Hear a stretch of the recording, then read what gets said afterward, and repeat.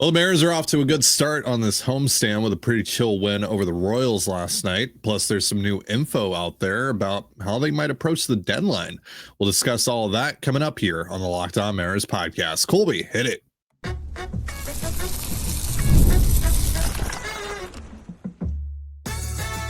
You are Locked On Mariners, your daily Seattle Mariners podcast, part of the Locked On Podcast Network, your team every day. Ahoy, sailors. It is Tuesday, July 1st, 2025. This is Teddy Gonzalez and Colby Patnode for the Locked On Mariners podcast, part of the Locked On Podcast Network, your team every day. This episode is brought to you by FanDuel. Right now, new customers can get $150 in bonus bets when your first $5 bet wins. And as always, if you want to hear from me and Colby even more and help support the show, you can check out our Patreon. All you have to do to check that out is click the link in the description of this episode. So, on today's show, we're going to obviously talk about the Mariners' 6-2 win over the Royals last night.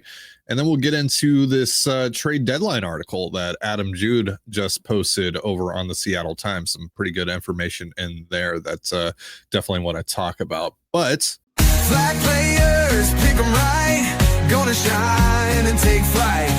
Ty and Colby got the game in their hands, picking the ones who'll take a stand. Will they rise? Will they fall? Ty and Colby are watching it all. Pick your flag, raise it high. These players are gonna touch the sky.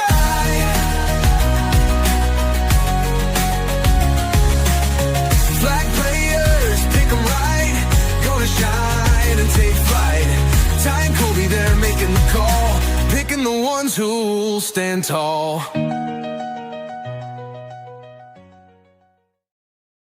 sorry, I must have hit something by accident. Apologies for that, folks. I feel like we just went to the church of Randy Arozarena, who I'm pretty sure is on your flag player list, right? I mean, like he's your bro. You're like the mean, like perfect Randy pose and all that. Like you picked him, right?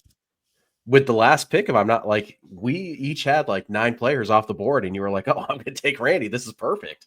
Right? Right? Hi. No comment. No comment. Randy Arozarena, your flag player. Oh, wow. That's weird how that happened. 2 bombs last night. Impressive. 4 ribs. Yep. Cal also got on the board with number 33 last night, which is not even obviously really worthy at this point. Last night, the Mariners got the offense and they got the pitching. Just pretty nice win overall. 12 hits to 4 over the Royals. They dominated last night. Took them a little while to get to Michael Wacha, but they eventually got there. They broke through, thanks in large part to Randy. Yeah, really nice game last night. Yeah, I mean, got a little dicey in the 8th when Dan Wilson inexplicably went to Trent Thornton after he'd thrown 2 innings the day before. But managed to get through that, and for the most part, after the 5th inning, it was cruise control for Seattle. So really nice to see it after all the tough, grinded out games in Texas and Minnesota, Chicago.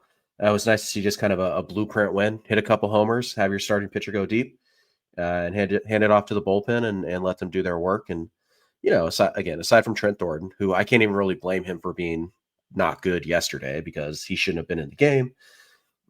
It was basically, this is what the Mariners win should look like more often than they do. It's you hit some homers, you pitch really well, don't make any mistakes on the field or on the bases, win. Repeat. So very clean game and a nice, especially no travel day off or anything like that. You just got to play right away after an exhausting weekend series in Texas. They came out and they were clearly the better team last night. It wasn't even all that close. Yeah. Dominant stuff. Dominic Canzone with a couple more hits last night. JP with a couple of hits last night. Miles Mastrobuoni had 3 hard hit balls, but he went 0 for 3 with a walk. But the kind of the bigger story, obviously Randy was the biggest story. Cole Young, 3-hit night. First time he's had 3 hits in a game in his young major league career. A couple of hard hit balls. He had the hardest hit ball of the entire game at 110.3 miles per hour. So nice to see. He's continued to look pretty good here over the last couple of weeks. He's just hitting a lot of singles, but he's contributing. He's finding ways to help. Yeah, I mean, you've gotten real close to his first major league home run a couple times, couple balls high off the outfield wall. So he's flashing some pop, and also he's made some really nice plays at second. Made one last night. Yep. Almost made 2. Just had the, what was it, Bobby Witt Jr., the soft liner up the middle that just went off his glove. But he made a nice play the following inning. So he is helping. He is contributing. He's giving you pretty solid at bats. Needs to walk a bit more. You know, he's not, over the last couple of weeks, he's hitting like 370, and that's really bumping up his on base. But obviously, he's not going to hit 370. But you know, he's going to walk more. That's going to come. I'm really not worried about it. So yeah, I mean, Cole Young has absolutely helped. He's contributed. You know, and he's going to start hitting more doubles. He's going to hit some home runs. But he's basically doing what he's supposed to do right now. He's getting on base. He's you know, finding good exit velos, and he's playing good defense, and he's just helping. He's providing something that you could not get right now from Dylan Moore. So yeah, he's kind of quietly been a really big upgrade, and you know, the fanfare of him getting called up, it faded pretty quick after that first game. But now he's right back on track, and he's going to be a really good player. Like I don't think he's going to be like a star or anything like that, but he's going to be a really good player for a decade. He's going to be Jed Lowry, Neil Walker. That's a good player. That's like, a good player. Yeah. So he's just going to be a really, really good player. Yeah. And we've seen him kind of get to these slowish starts pretty much at every level. He got off to a pretty slow start. AAA obviously got off to a really slow start, but the process was sound. And again, here at the major league level, got off to a slow start. The numbers haven't necessarily backed up the process, but again, the process has been really good, and he's hitting the ball hard right now. You're seeing a lot of good things out of Cole Young, and it feels like more good stuff is to come, and the numbers are ultimately going to follow suit a little bit more here over the coming weeks. Yeah, I mean, and also keep in mind he's 21 years old. Yeah, so pretty impressive for a guy who's playing high school ball. What, 3 years ago? 3 or 4 years ago. Yeah, he's playing high school ball 3 years ago in Pennsylvania. And now he's holding his own and then some against major league starting pitching. You know, credit to him, credit to the Mariners and Scott Hunter for drafting him, credit to Justin Toole and everybody who worked with him along the way, and credit to the player who obviously also has to put in all the work as well. But pretty fun return on investment on a prep shortstop to get him to the big leagues and to have him help you win ball games just 3 years later is pretty cool, and it's nice to see. All right, so we're going to get into George Kirby's start last night in just a moment. But first, a reminder, this episode of the Locked On Mariners podcast is brought to you by Monarch Money. Ever check your bank account and wonder, where did all my money go? Between dining out, online shopping, and entertainment, it's easy to lose track. That's where Monarch Money comes in, your personal CFO giving you full visibility and control over your finances. Monarch Money isn't just a budgeting app. It's a complete financial command center. You can track all your accounts, investments, and spending in one place, so you stop just managing your money and start building wealth. Instead of juggling multiple apps, you can use Monarch to check your finances, track spending, and even plan long-term goals. Managing money with your partner is smoother than ever. You can track shared and personal accounts, set goals, and stay on the same page without the stress. Take control of your finances with Monarch Money. Use promo code LOCKEDONMLB at monarchmoney.com for 50% off your first year. That's monarchmoney.com, promo code LOCKEDONMLB for half off your first year. And you're listening to the Locked On Mariners podcast. For instant reactions following every Mariners game, be sure to tune into the Mariners postcast with Anderson Hurst and Christopher Crawford, available on both the Locked On Mariners YouTube and podcast feeds. Before we talk about George Kirby's start last night, let's give you an update on our Feeding America fundraiser. Got quite a few new donations in between yesterday's episode and now. Anonymous with $20, Anonymous with another $20, Anonymous with $29, and then Anonymous with $200. Brings us to a total of $7,154 raised, which is really freaking cool. Colby, you want to do a very quick spiel? I'll try. Feeding America is a great organization. We are partnering with them yet again. Their mission is very simple. They want to feed America because 50 million Americans are food insecure. That means they do not know where their next meal is coming from or when they're going to have it. And of the 50 million, this includes 1 out of every 5 children in our country don't know when they're going to eat. And if you don't know when you're going to eat, again, nothing else really matters. That's why this is so critical. So we've partnered with them again. They turn 10 every dollar they raise is turned into at least 10 meals that they can give to these people who desperately need them. So every dollar you guys donate, you're feeding 10 people. Think of it that way. It's incredible bang for your buck. It's why we like partnering with them and why our 2 fundraisers we've done have been with them. And our community in total has raised about $23,000 total on our 2 fundraisers, which is 230,000 meals, which is not an insignificant number whatsoever. So please donate if you can. The link will be in the description. If you can't donate or you already have, remember Ty and I are donating 10 cents for every new subscriber we get to the YouTube channel. We're up over 200 new subscribers in about the last, I don't know how long we've been doing this, 3 weeks, 4 weeks. So that's 200 meals that are going to be donated just from people clicking a button, which is awesome. So again, thank you guys to everybody who has donated. If you have, share this with your employer, share it with your friends, your family, share the link. See if your employer will match donations. Some will. And it'd be really cool to see if we could push this thing over 10,000 like we got last time. But obviously, amazing work so far, and we're very happy with where we're at. But we got about 10, 12 days left to go here. So it's crunch time. Let's see how much we can raise here, and let's spread the word about Feeding America and our fundraiser, and let's see how far we could push this thing. Thank you to everybody who has donated.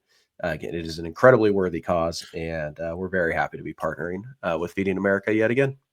Yep. Thanks, guys. All right. So, I may not have had Randy Arozarena on my flag player list. Really? That's so unlike you. Yeah. However, who I did have on my flag player list? George Kirby. Play the song, baby. Flag players, pick 'em right. Gonna shine and take flight. Ty and Colby got the game in their hands, picking the ones who'll take a stand. That's just obnoxious. I was vibing, dog. You ruined it for me. George Kirby, 6 innings, 5 strikeouts, just a 1 earned run on 3 hits last night. Pretty nice start for George on 85 pitches. And you're a hitter for ending my song abruptly and killing my vibe. We could play it at the end. It'll be fine. Yeah. But it was nice to see George, because there was a moment where that start was in danger mode, and you could see it. George is not good at hiding emotion, and he was furious that he didn't get a front hip 2-seamer called for a strike, which it wasn't. He was mad about that, and he did get that guy out, but then the next 3 hitters all reached on singles, none of them particularly hard hit. And you could just kind of see George is fuming a little bit on the mound. And we know that when things kind of go sideways for George, he has a tendency to either, buckle in, and that's when we see furious George, or he has a tendency to go the other way and kind of implode and pout and not finish things off and let starts get away from him. But yesterday he was able to, stop the bleeding at 1 run. And then he just came back after that and just absolutely shoved for the next 3 innings. So that's good to see from George. And we've also seen George be wildly inconsistent this year since he missed, all of April and May with his injury. So there was a little bit of a tense moment there where this could have swung either way. Number 4 hit her up and it's 1-0 already. And George is mad and he's not seeing straight. And even after he got the out, he's walking off talking to the umpire like, dude, pitch wasn't a strike, man. I like whatever. But then again, he settled down, went back out there, shoved, and gave one of his better outings on the year. A little bit surprised Dan didn't put him back out there for the 7th with just the state the bullpen is in. But credit to George for figuring out last night. He was really good. It was fastball, just 8 at the top of the zone. And he was able to, front hip a couple of them to the lefties. And he also had a really good slider last night. So one of George's better starts. Obviously, nothing's going to top the 14 strikeout game he had down in Anaheim. But this was pretty good George Kirby last night. And it's good to see because, the rotation on the road trip. Yikes. Well, again, like I talked about yesterday, one of my biggest concerns with this team as a whole, and what their ceiling may or may not be, is that the rotation has been wildly inconsistent, and turn to turn through the rotation, you don't know exactly what you're going to get. I mean, you pretty much know what you're going to get out of Brian Wu, but outside of him, like, you have no clue what's going to happen right now. So yeah, getting both the pitching and the offense cooking on the same exact night, perfect, beautiful thing to see. Would love to see more of it. So yeah, last night's game, really just no notes, just perfect. So let's switch things up here. Let's talk a little bit about the trade deadline. Adam Jude put out an article this morning on the Seattle Times talking a little bit about what their approach might be to the deadline. Go over that in just a moment. But first, a reminder, this episode of the Locked On Mariners podcast is once again brought to you by FanDuel. Summer sports are in full swing, and whether you're all about baseball under the lights, golf on the green, or high-stakes soccer action, FanDuel is the best way to make every game even more exciting. I mean, you're already following the action. Why not make it a little more thrilling? With FanDuel, you can get in on the game while your friends are getting sunburned at the beach. I've been using FanDuel to track my favorite matchups, and the app keeps it fresh with new daily promotions and fun ways to bet. It's easy to use, fast to pay out, and makes even regular season games feel like must-watch events. Whether I'm placing a same-game parlay or watching a bet right into the 9th inning, FanDuel makes it feel like I'm part of the action. And if you're new to FanDuel, that's even better. New customers can bet just $5 and get $150 in bonus bets if your first bet wins. Open the FanDuel app today and visit FanDuel.com/lockedon. That's LOCKEDON to get started. And you're listening to the Locked On Mariners podcast. So once again, Adam Jude put out an article this morning on the Seattle Times, just detailing the latest that he's heard on the Mariners and what their approach to the trade deadline might be. A lot of good information in there. We'll link the article in the description of this episode so you can check it out yourself. But a couple of things that I definitely wanted to go over here.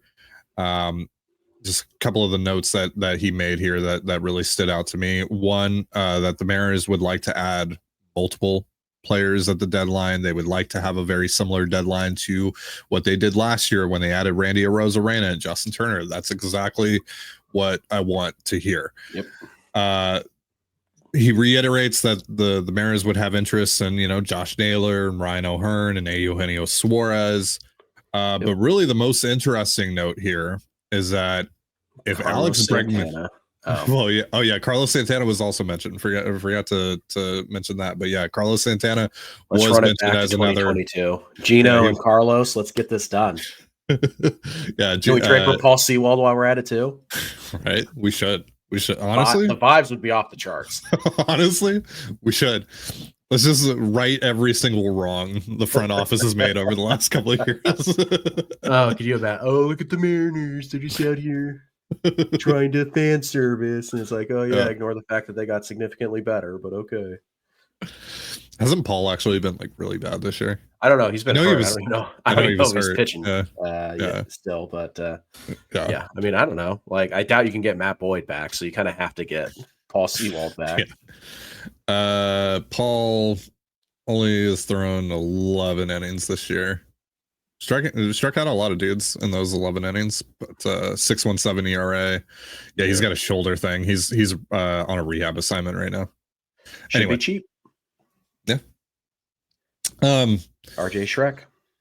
So the most interesting note here, though, from Jude is if the Red Sox wind up making Alex Bregman available, which is a huge if.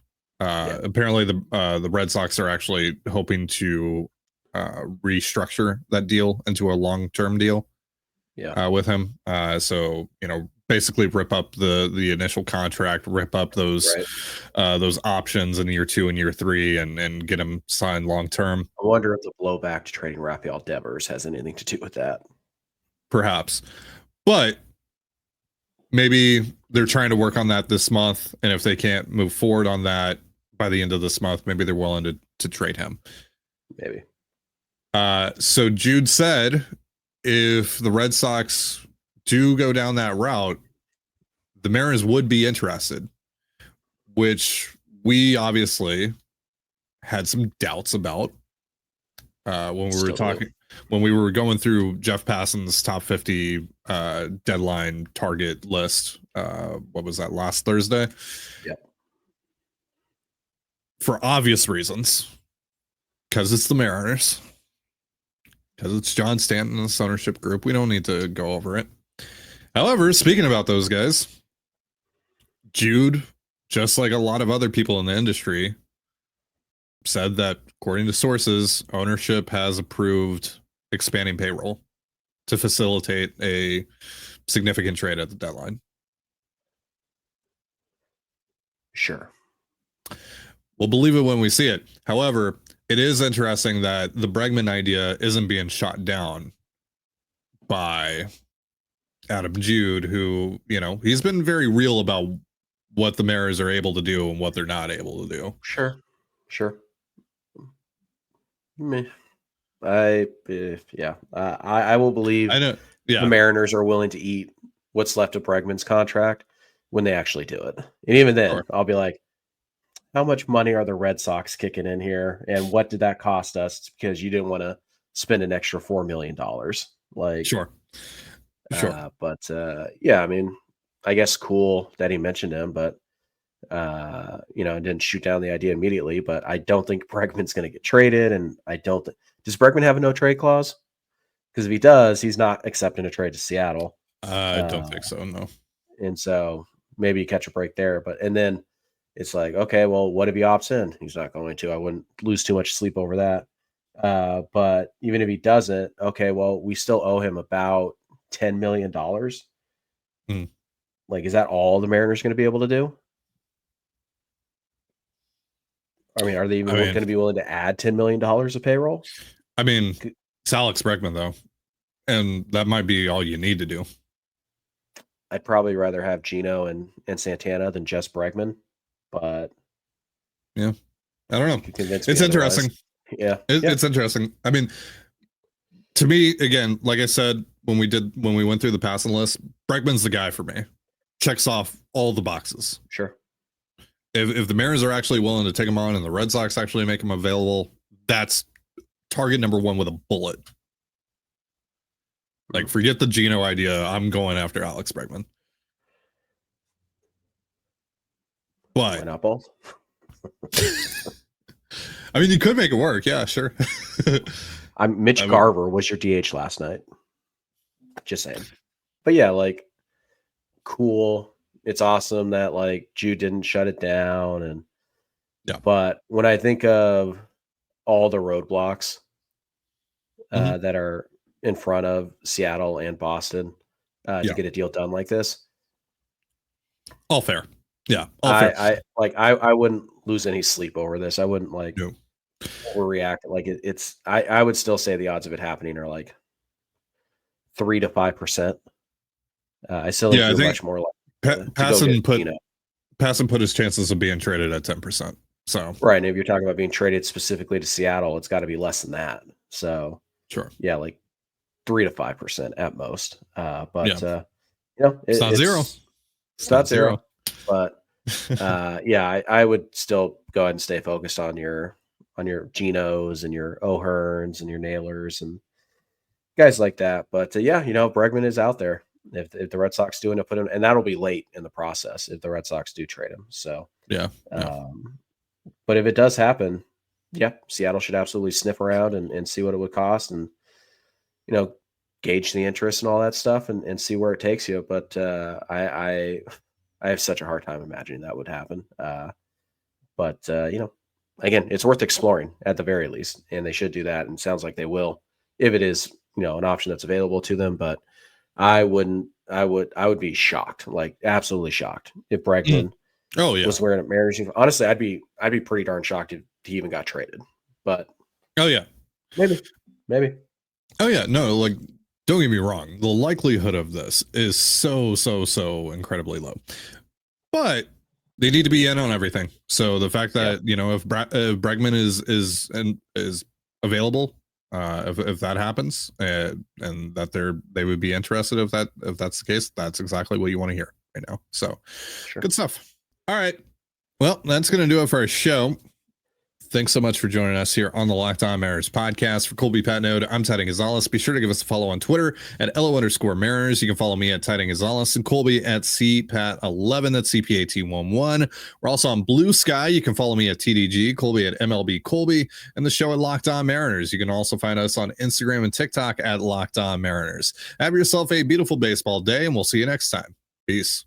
Flag players, pick 'em right, gonna shine and take flight. Ty and Colby got the game in their hands, picking the ones who'll take a stand.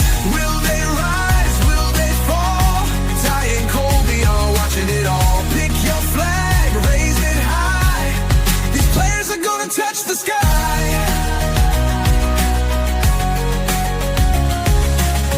Flag players, pick 'em right, gonna shine and take flight.